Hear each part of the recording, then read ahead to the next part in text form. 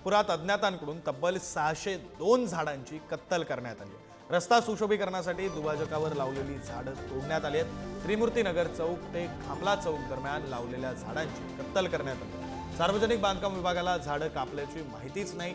तोडलेल्या झाडांमध्ये 450 अशोकाची तर 152 पाम झाडांचा समावेश आहे. झाडांच्या देखरेखीवर आणि खरेदीवर 56 लाखांचा खर्च करण्यात आला होता. झाडं तोडणाऱ्याचा सीसीटीव्हीच्या माध्यमातून सध्या तपास सुरू आहे.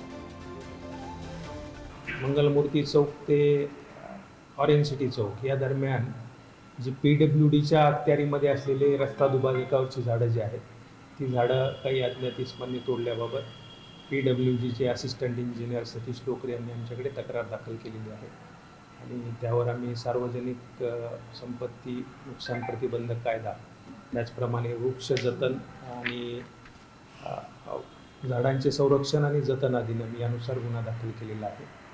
आरोपीचा शोध सुरू आहे. CCTVच्या माध्यमातून आम्हाला काही फुटेज मिळालेले आहे, त्यानुसार आम्ही आरोपीचा शोध घेत आहोत.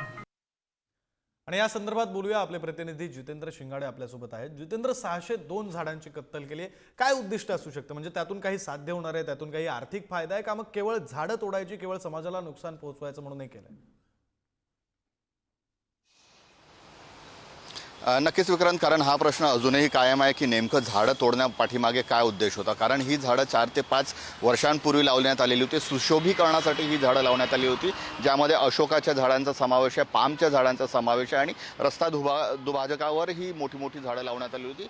मोठ्या प्रमाणात त्यांची उंचीही वाढलेली होती. महानगरपालिकेच्या उद्यान विभागाला जेव्हा विचारणा करण्यात आली तेव्हापर्यंत त्यांच्याकडे अशी कुठलीही परमिशन नव्हती किंवा परमिशन मागण्यात आलेली नव्हती ही झाडं तोडण्यासाठी. त्यामुळे नेमकी ही झाडं तोडली कोणी आणि तोडली का बरं, हा महत्त्वाचा प्रश्न उपस्थित होतोय आणि त्या अनुषंगाने जे आहे ते आता पोलीस तपास करतायत. CCTVचा जो आहे इथे परिसरात लावण्यात आलेले आहेत त्या CCTVचा वापर करून पोलीस जो तपास करत आहेत. मात्र मोठ्या प्रमाणात लावलेली झाडं आहेत, कारण शहर हे नागपूर शहर ग्रीन सिटी म्हणून ओळखलं जात होतं. मात्र सिमेंटीकरण झालेले अनेक ठिकाणी झाडंही कापण्यात येत आहेत अनेक विकास कामांसाठी. मात्र ही मधोमध लावलेली झाडं का बरं कापण्यात आली हा प्रश्न. खरं जितेंद्र, या प्रश्नाचं उत्तर की झाडं का कापली आणि झाडं कोणी कापली याचं उत्तर पोलीस शोधतील. त्यांच्या तपासाकडे आपलं असंच लक्ष असणार आहे. तुर्तास धन्यवाद दिलेल्या या सगळ्या तपशिलासाठी.